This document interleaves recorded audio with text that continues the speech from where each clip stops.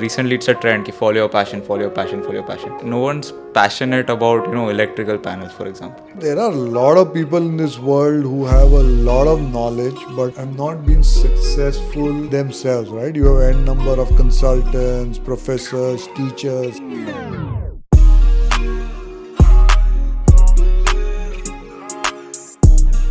That was an awesome tour.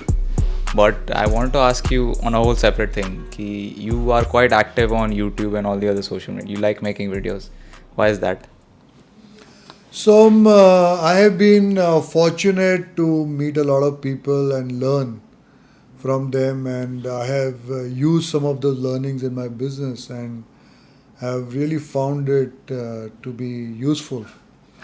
And then when I try to introspect, I think this knowledge needs to be shared with a broader spectrum of people.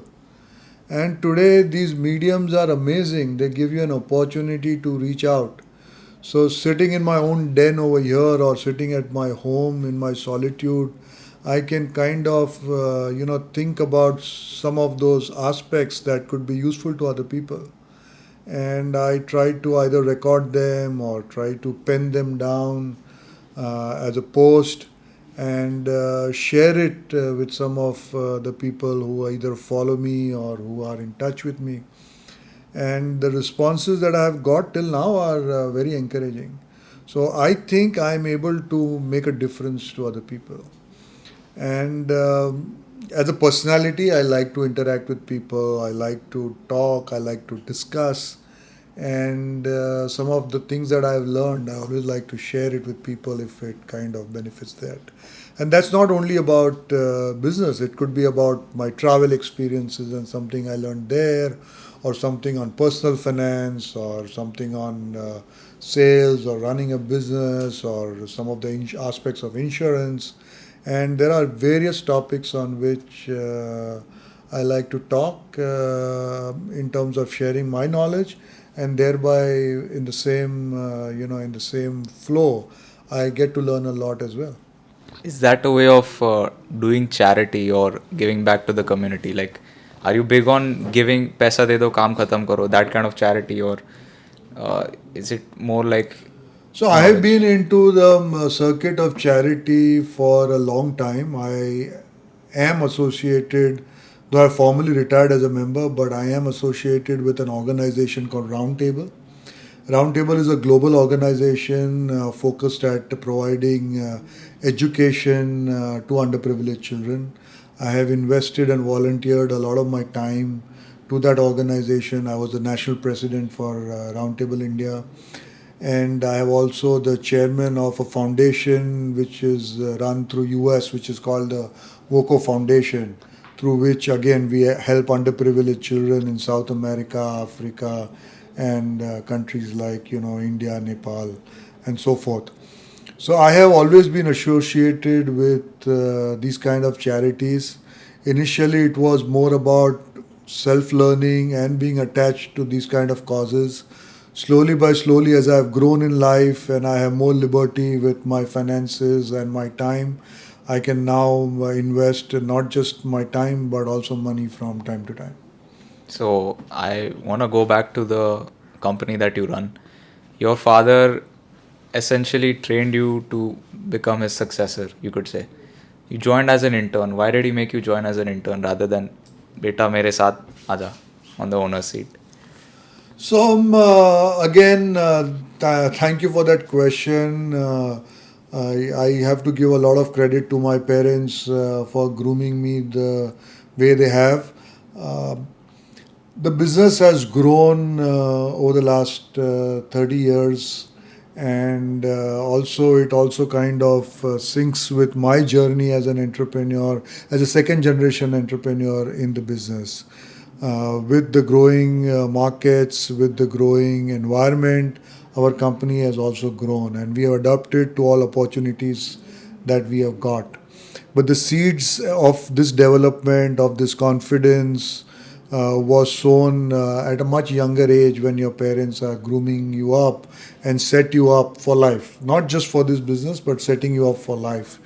And all those learnings that I have had during my early stage of business. I was never treated as an entrepreneur in this business. I was more as, like you use the right word, as an intern.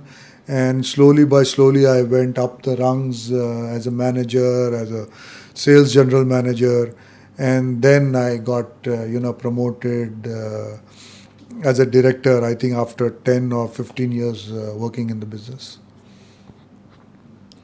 What would have happened if, let's say there was no family? Like, I want to ask about the confidence you've gotten. Where did you get that from?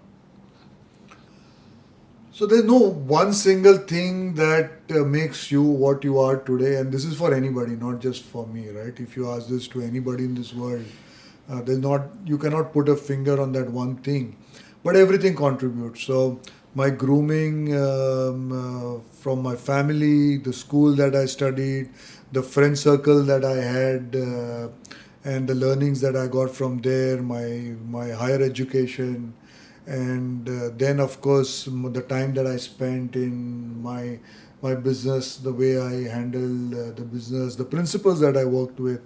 There's a lot of help and grooming that has come from them, and of course all the other curricular activities that I have been part of, whether that was school, college. I talked to you about roundtable.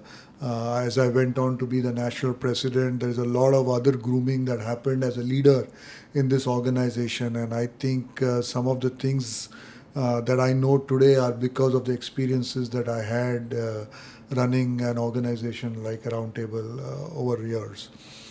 So different things have taught me, and I continue to learn. Today, I'm an active member of TAI in Ahmedabad, and TAI is also a lot about giving. I work with high school children running a program which is known as the Young Entrepreneur Program, where we invite high school students to go through their program. We teach them entrepreneurship and then groom them to develop their business idea and have a business pitch competition. So a lot of these things, and of course I'm a holistic product of all those things I've done. Even some of my bad habits probably comes from all this together. What bad habits? Uh, we of course you have a lot of fun, so I would have my own set of vices. When you have fun, I love to travel, I love to hang out. Not all of my time is used very productively. I like to watch movies.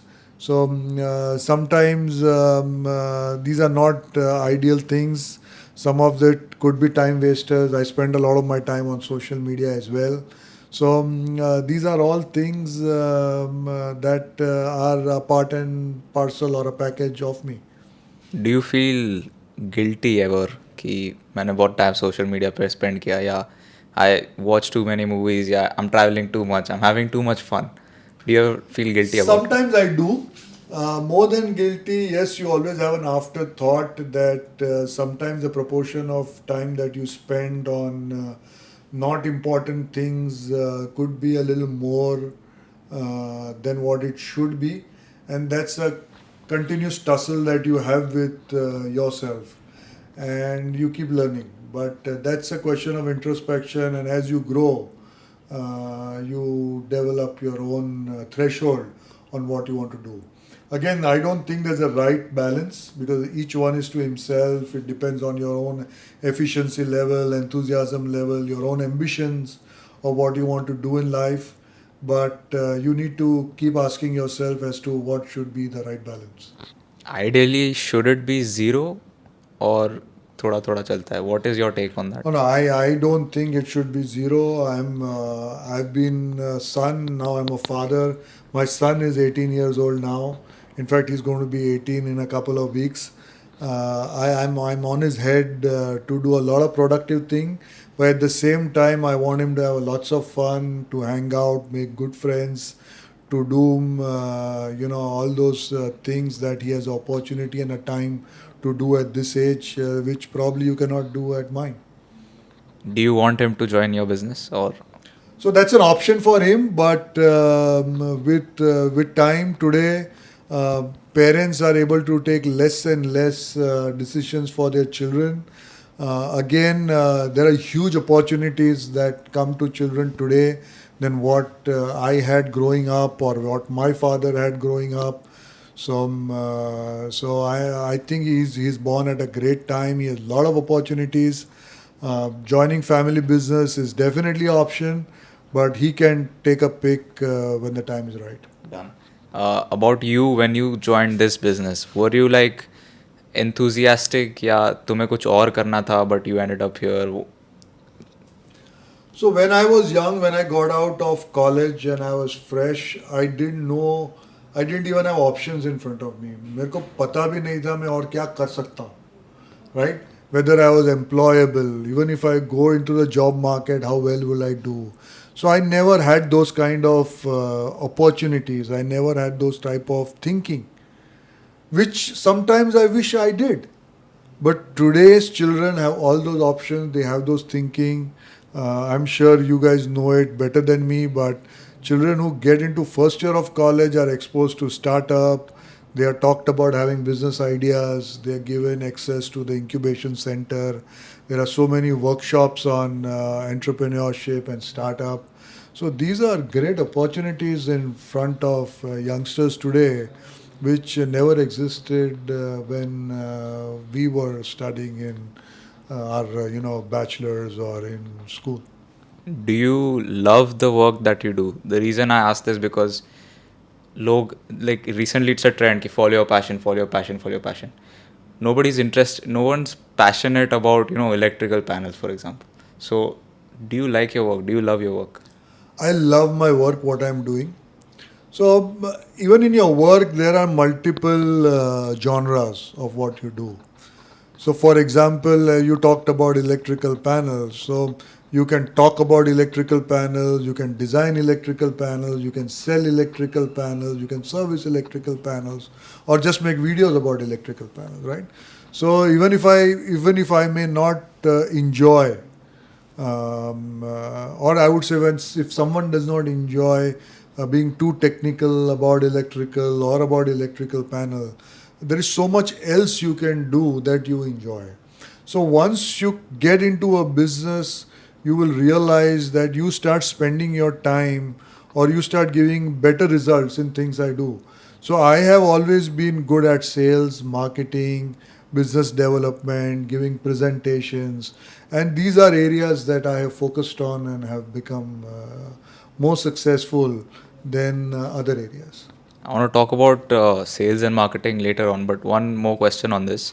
Ki you was it ki starting when you joined the business, were you less passionate about it, and then overall over time as you got better, you started liking the work more and more because you were getting better results. Was it like that? Yes, and again, my question is I think it is always like that, right? So, when you probably made your first podcast, you would have your jitters. Maybe somebody would have given you a nudge or a push कि ये कर ले यार अच्छा होगा मज़ा आएगा. And then you do your first couple of podcasts. Slowly by slowly, you start improving on it. You start becoming an expert. So from a beginner, you go to advanced, you go to expert. And then when you are in that kind of transition between advanced and expert, that's this time you start enjoying the most because you are in control, you probably have better followers, the content that you are able to churn out is far more sensible, viewers appreciate it more. So it's a journey, it's a metamorphosis. Same thing happens when you join business or when you join any organization as a employee, as an entrepreneur. As you start growing, as you start developing your skills to the next level, and you start seeing the impact that you are making, you start enjoying it a little more at every step. So this is the conclusion that I wanted to come at. Ki rather than like it's very rare that you just find your passion from the get go. Instead, you can join any business. If you get good, you'll enjoy it. Absolutely. And the beauty about today, even for family businesses, is that there are a lot of opportunities to pivot, which was not so again in a generation before. You couldn't just pivot from into your business because your passion was not there into that particular aspect. Today there are a lot of opportunities. So your son can come in and start a new vertical. The second son can come in or your daughter can come in and start doing something else, which could be kind of a peripheral line to what you are doing in your business, and that peripheral opportunity can also make a lot of money and grow internationally or globally. So these are the kind of opportunities that you see today, which did not exist before. You see examples in front of you in so many groups, right? So if you go to, say, a Reliance group, the core would be textile, and from the textile they pivot into petrochemical, and from there retail, and then technology. So there is so many different things that you can do today. And while this was in yesteryears, this was only about the huge giants who had a lot of capital. Today, this is happening even in smaller businesses where you see different people carving out and pursuing different passions. This is a bit of a different question, but do you feel like in India right now there are just the big giants, the big family names like Adani, like Ambani, Reliance, and all? Are they just taking over all the verticals to the point where the small businesses they get they have to essentially just give up. They aren't able to compete with these giants. Is that something you're seeing right now in India? I'm not. In fact, in a country like India, the opportunities are so huge.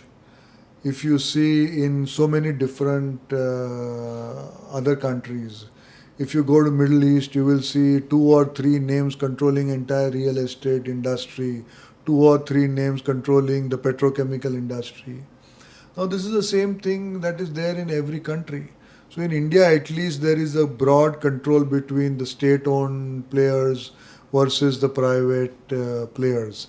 And of course, that is the rule of money, that once you have a capital and you are in a position to put that capital on the table, so many more business opportunity opens up to you. So it's a vicious circle.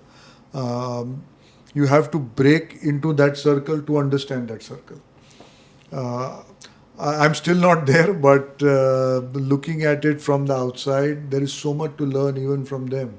So, as any businessman or any business entrepreneur, you have to learn how to leverage the capital that you have or the access to capital that you have, and how to leverage that to either grow your business or expand into something new, which some of these giants do very well. Got it. Now let's move on to sales. I want to ask about that. Sales is a topic that I'm trying to get good at. Mhm. What are some things you need to be a good salesman? So, first of all, sales is not something that you do in isolation. For you to understand sales, you have to understand the need of the market. You have to understand. So, there is a terminology which I'm sure all of you also know is called design thinking, right? So, when you look at design thinking, you are trying to understand the need of the market. What is it that they already have as an option to fulfill that need? And are there any gaps? Can I develop something, or can I bring in any innovation that can help to bridge those gaps? Or if I have a product or a service or a solution that helps fulfill a particular need of a customer in a particular market, how can I go about it addressing those needs? How can I communicate what I do? And how do I get a foot into the door by which I get an opportunity to test my product and then get into. So that's an entire journey. I think as a salesperson or as a sales, you need to understand this entire journey, and you are a facilitator. So you're talking to all stakeholders. You're looking for opportunities to try your products in the market. You want to take feedback on those products. If those feedbacks are not good, go back to your innovation or to the factory or to your principals and give them that feedback.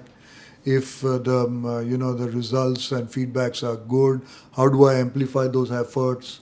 How do I go to a broader market? How do I get better profitability since there is a better acceptance of my products? So these are all things that a salesperson is usually thinking of.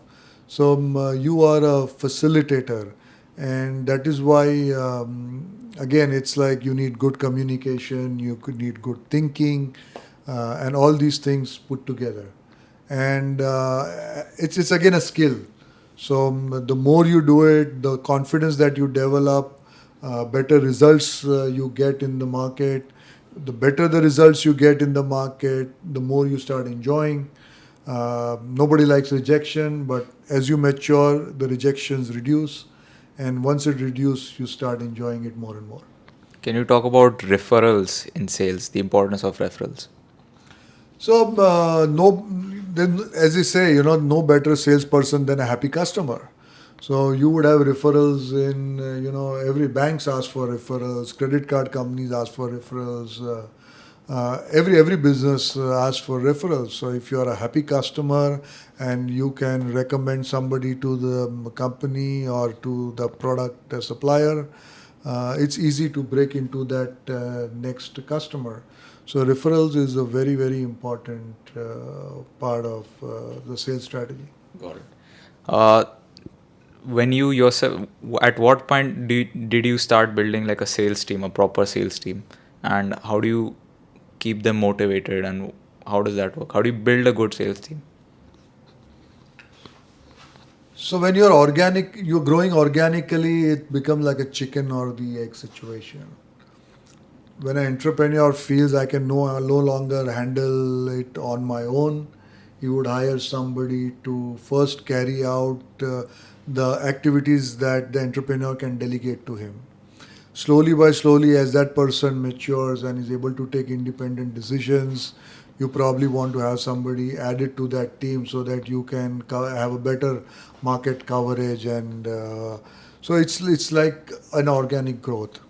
Um, Even our sales team grew mostly organic till we decided to take a big leap of faith, and we started structuring it proactively and hiring people at a senior level, as well as to develop a distributed workforce who could cover different markets. I think we did it a little late. If we would have started that journey few years earlier, we would have probably got better results. So sometimes you either wait for you to have the work to have more people, or you have more people and then go about looking for work. And these are things that you learn from the startup community because they do it very well these days. They have a business plan in place, they hire people even before they have the revenue or they have the kind of money to do so. But once they have the team, they can go out on a larger segment of customers and try out their products. So you're saying delegation you were a bit late on. So when does one know when the right time is to start delegating their work? And what kind of work should one delegate? I'm a big fan of Stephen Covey, and he's written a book called Seven Habits of Highly Effective People. One of uh, one of the habits is do first things first, and that habit talks a lot about time management and the power of delegation. So, and I have followed that very rigorously in my life. It talks about categorizing things in front of you into important and not urgent, and important and not important, as well as urgent and not urgent. So always focus your efforts into things that are important and urgent, or which are important but not urgent, so they don't become urgent. And everything that is not important should be delegated first. Slowly by slowly, when you develop a team which can take up important things, you start delegating those important things as well on the level of importance. The most important things you can keep to yourself, while the lesser important things you continue to delegate. How does one know? But मेरे को लग रहा है सब important ही है. Like I have to do everything. You think you have to do everything is because you are not able to plot it. So take a graph and put a dot that this work is, it stands here, and this is intuitive. You will know. I don't agree with you when you say that I'm not able to figure it out. Okay, I'll work on that. But okay, next question is like, so sales is the best motivating factor just commission, or like how do you keep these guys motivated? So this is again a PhD subject, but I know that people like to work for good people. People like to work for good organization. People like to sell worthy products. So if all that is in place, then the right salary, the right pay package, the right compensation in terms of commission is a hygiene factor. That's not the deal breaker, and that's not the reason why somebody works for you. Otherwise, we have seen people leave better paying jobs to go to companies which are lesser paying. That would never exist. The highest paying company would never have attrition, but that's not true. Even the best paying companies have attrition. Interesting. I want to talk about, you said you are part of few clubs and all, you are active in them. You are a mentor, you like mentorship and all, but what is the benefit to you in that? Meaning, we talked, okay, one side you want to help the community, but usme what benefit do you get? So I started my journey in, I would use the word facilitation rather than mentoring. I started my journey as a facilitator in Roundtable, where I became, a trainer, a facilitator. I would travel. I would be taking workshops with new members who would, enter the organization, tell them about, some of the aspects of the organization and how, as a new member, you could take the most out of it. But during those workshops, started my journey as a mentor. Many of those members that I facilitated in those workshops have remained my colleagues, remained my friends, and have been in touch with me.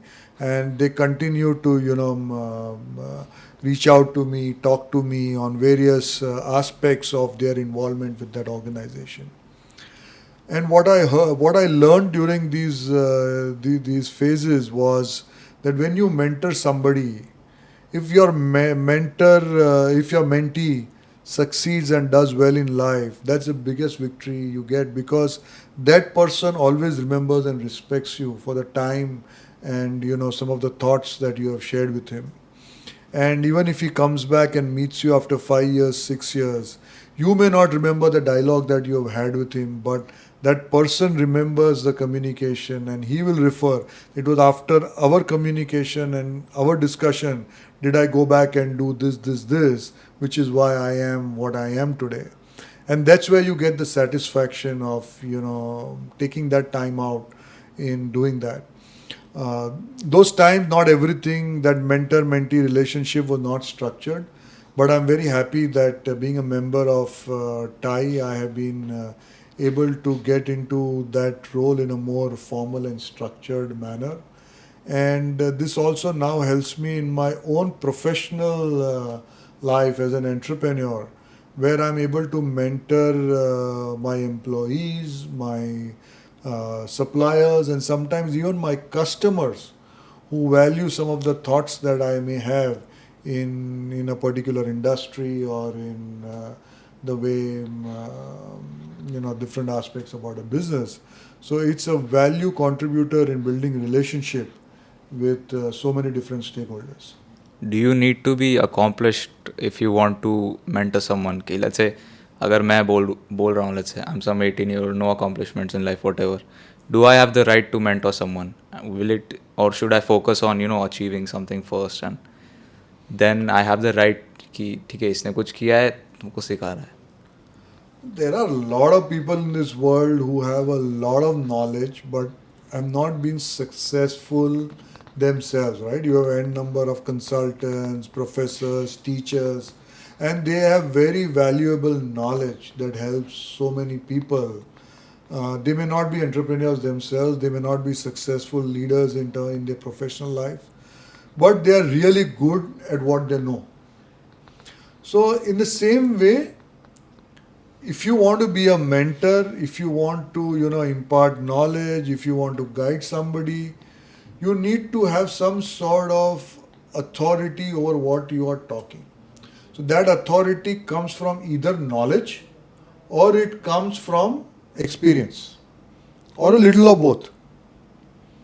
So if I just walk in the street as a youngster just out of college and if I want to start bartering gyan, it's a situation where you may not be respected everywhere. But if slowly by slowly people realize that you make a lot of sense and what you talk is actually very meaningful, then slowly by slowly people will start engaging with you and seek your inputs on various situations. So, what's the conclusion? You want to be a mentor before you have an experience, or no? You're talking my personal. No, just in general, like, should someone be, let's say, kid out of college, उसको ज्ञान बांटना चाहिए कि नहीं? देखिए, I feel that if you know something, ज्ञान तो सब जगह बांटना चाहिए. There is, I know people, let me talk the other way around. I know people who are very reserved in giving any suggestions. I know people who are very reserved in telling somebody or stopping somebody from what they do, even if they feel that मेरा दोस्त है उसको ये नहीं करना चाहिए, but they are reserved in really reaching out to that person. Now, on the flip side of it, there are people who want to advise on just about everything, right? Whether they know it or not, and you probably are sick of it कि यार ये आ गया अभी वापस ज्ञान बांटेगा. So there are these different shades of what you can do. Again, being successful in life gives you that maturity to bring that balance. I know when to open up to whom, whether the other person values what I say, or I just tell him something and leave it there, allow him to make his own mistakes. And so it's like a parent, right? You can keep saying all the time, but then the other person end of the day has to take his own decision. Correct. How does one find a mentor? And do you even need a mentor? I think in a country like India, we underutilize mentors. Many of us have access to so many good people. It could be a professor, it could be some uncle, it could be some friend's father. There could be so many people in society who are successful, knowledgeable, and we have access to those kind of people. But we don't have a structured relationship with them to reach out to them, ask suggestions. Sometimes we are hesitant, or sometimes we feel we don't need this kind of help or guidance, which is highly important. Arjun, for example, had Krishna, right? So he said, "You be my Sarthi," but when he wanted him to be Sarthi, he actually wanted him to be his mentor.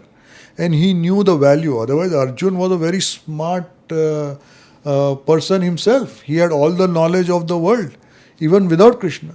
But that added knowledge of Krishna being with him gave him that extra strength to conquer the world. So developed countries do this a lot more. So whether it's a guide when you are writing a thesis or whether it is a project leader, that relationship is highly structured. They reach out to them for critical decisions in life, and those advice really goes a long way when you take any life decisions. Okay, so let's say I know somebody in my society that is worthy of being a mentor. So मैं क्या उनको क्या जाके बोलूँ? Like let's say you, for example, I want you to mentor me, for example. What, do I just say कि can you mentor me, or is it gradually I try to impress you in some way and then it just naturally happens? So how mentorship actually happens is that you need to first of all book somebody's time. You need to have some private moments. So again, it's sometimes difficult when it's a whole group sitting, and even if you have access to that same person, the conversation that happens at that point in time is very different when you and I will be sitting, alone or having a cup of coffee or chai on a one-on-one. And we know that with the next 30 minutes, I'm just going to listen to what you have to say and probably nudge you or give you my take on certain situations that you want to talk about. So when you have that kind of relationship with somebody and you give him the kind of authority or the mandate that I need 1 hour of your time. There are certain things that I want to talk to you about, and I want to see what you have to say about it. And you can set up, you can do it a one time thing. For example, if you want to take admission in a particular college or you want to pursue your ambition in a particular stream, you would look at somebody in that industry and say, uncle, can I come meet you? I just want to brainstorm some things that I'm doing and some decisions that I plan to take. I just want you to tell me I'm not making a blunder, right? I have made my decision, but is there something on which I'm blindsided? Is there something that I'm not considering? So that's why I'm coming to you. So you, just the way you work with Chat GPT, right? You have to tell Chat GPT the context, the expectation, what is the role that you want Chat GPT to play. Same way when you're working with a mentor, you need to tell him or her what is the role that you expect that other person to play, and what is it the outcome you expect from that. But वही problem आता है कि why would someone accomplished give you time. You'll be surprised. People give time. So I think you have to try to know it. Yeah. I think that question from you comes out of the fact that probably you haven't reached out to people sufficiently. Otherwise, I'll be more than happy. I have so many people who reach out to me, especially from career counseling or taking admission, going abroad, whether going abroad or studying in India, whether they should, what's the future aspects in working for a company X vis-a-vis company Y. And these are the kind of discussions that I've had with many people. They reach out. Yeah, this is the same thing I tell to people. Everything, anything you want, you don't just say कि नहीं ये क्यों time देगा. What? It's a numbers game. Reach out to 1,000 people, one is gonna say yes. Sure. And you generally reach out to people that you trust. So if you reach out to people that you trust, you don't have that kind of ratio. Nobody's going to say no. Yeah. Unless it's a cold call and the other day I had somebody reach out to me over LinkedIn and he says, you do a lot of, I've seen you commenting on sports. I have a business idea on sports and I just want to do a market survey. Can I just talk to you about my idea? And then that person is not from Ahmedabad, from another city, gave me a call. We had a 30-minute chat on his business idea. I gave him whatever feedback I had to, and those were his notes to his design thinking. Great, man. So yeah, that's. I just want to wrap up over here. I've had some good realizations and introspections that I have to do after this. That urgent, non-urgent wala thing especially. So yeah, thanks, man. Thank you, Shrey, and I really appreciate what you are doing. I commend the efforts that you're taking. You yourself are reaching out to people, and the kind of background homework that you've done. I think it's quite commendable. And knowing that you've just started your journey, I'm sure I'm going to proudly say maybe not too long from today, maybe the next couple of years, that I had the pleasure of being interviewed by Shrey. So wish you all the best and looking forward to seeing you at that pedestal very soon. Mr. Vineet, what's up? Hi Shrey, Yeah. nice to see you here. Thank Yeah. you for coming down. Same here. I just want to quickly travel through all your facilities over here. I just want to see how your operations work. That's Sure. fine. Thank you. Done. Welcome to Pima Controls. Just giving you a brief of our facility over here. This is where we have all our administrative, finance, HR, and the sales and service team, which is seated over here. Okay. So what The, does the, PIMA controls do exactly? so at PIMA, we are into industrial automation. We are distributors, suppliers. We also do certain projects, which is all related to industrial automation and electrical that both go hand in hand. So if you are aware nowadays, every factory needs a level of automation, a level of technology that runs their machines, runs their facilities, and runs their process. So we play a critical role in providing that technology to machine builders, end users, as well as a lot of logistics and warehousing companies. Okay. So will we see some of this I process sure later I'll on? show you a Yeah, lot done, of done, that done. that we do over here. Come on in. So do you guys just manufacture or distribution as well? We do both. Okay. We represent various global companies like Rockwell Automation, Schneider Electric, Rital. We represent them in different geographies, and we use their technologies as the core to build systems around it. At times, we work with companies who also do a lot of value add in different industry verticals. So we have different segments that we work with. So that was my office that we just spent. That's my den. I spend majority of my time there working, and now we are entering our warehouse. So one of the critical verticals of our business is distribution. As I said, we represent different companies. For this part of Gujarat, we represent Rockwell Automation, and you will see a lot of material from that company. We stock their items and provide in-time products to a lot of our customers. As I said, our customers consist of equipment manufacturers, they consist of panel builders, they could also be system integrators, EPC contractors, or the final users like somebody who builds an automotive car, or some of the chocolates that you have, or the refrigerators that we use at home. All these companies require critical automation in their manufacturing facility. So why does Rockwell choose someone like you to, you know, be their distributor rather than do it themselves? So there are companies, these are global companies, and they serve so many different industrial markets all over the world. And that is why they need local partners, because they don't have intel to every nook and corner of the world.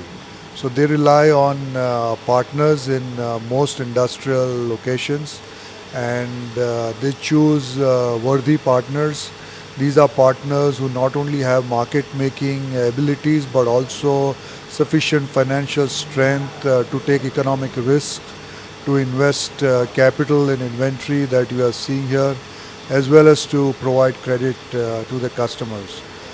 These are just some of the value adds, but they look at a whole lot of background before they sign up as anybody as a partner. So it's not just a distributor; it's actually a partnership, because you are their go-to-market channel, and if you don't do well, you could easily choke up the manufacturer's supply into the market. So this is our material management team. They plan the logistics, they plan the material requirement, and also the ops of the day-to-day work that's done behind all the material that moves around between our different locations. We use state-of-art ERP software, and which helps us to run our facility from any place. So we have hybrid models. So we have people sitting at different locations, carrying out different functions for our company. This is the buffer area where we buffer in stock that is moving in or going out before the QC is done and stacked into the warehouse. So how many years have you been in So this I'm a business? second generation entrepreneur. The business was originally started by my father way back in 1986. I joined him somewhere around 97 after finishing my engineering. I did my engineering in instrumentation, and since then I've grown along with the company. So this is where this is what we call as our panel shop. If you go to any factory, you moved around in airports, any infrastructure projects, you would have panels. And these electrical panels are used in industries to distribute power to different areas of the facility. Not only that, it is used to, even when you use automation, it all requires powers. So it's integrated. So whether it is just pure electrical distribution or it is using it with some sort of intelligent devices like smart devices, automation, drives, power components, these are all integrated finally into an electrical panel because these take care of a lot of electrical safety and electrical norms that are required when you actually install and use this product. So this unit is one whole electrical. Yes, this whole unit is one. So these ones are different, but they could all be used together. And depending on the item or the application, it would have different sizes. So what we will do is I will explain to you how the flow of the manufacturing happens over here. You get raw material which could be components that are used inside the panel. It's called a panel or an electrical panel. They would go into the storage area, which is the store. Over here is the office where you will see the engineering of all these electrical control panels or electrical panels that happen. So you have the electrical goods which are stored over here. They are done a quality check and then they are stacked into the racks over there. And on the rear you would have an exit. So when the material is actually required to be used in an electrical control panel, which depends on project to project because these are all custom built assemblies, they would be exited from the rear and brought into the production floor. So what are the different players involved in this industry of industrial automation? So electrical control panel manufacturing by itself is a huge industry. There are many players all over the world. Every city, every geography have many panel builders. Each panel builder specializes into something, right? So somebody is very strong in making panels for buildings. Somebody could be strong for water and infrastructure projects. Somebody else would be strong in building panels for the oil and gas sector. Somebody else for pharmaceutical. Because each of these sectors requires its own specialization. What is your specialty? We specialize a lot into variable frequency drive panels, soft starters, high rating power distribution, which is called PCCs or MCCs, those kind of equipment. We also specialize in OEM panels, which are specially used along with components from our principals like Rockwell Automation. So you can just take a small peek on the electrical equipments that are fit inside these assemblies.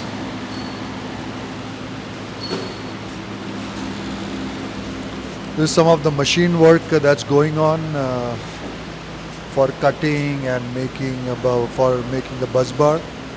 This is our team that's assembling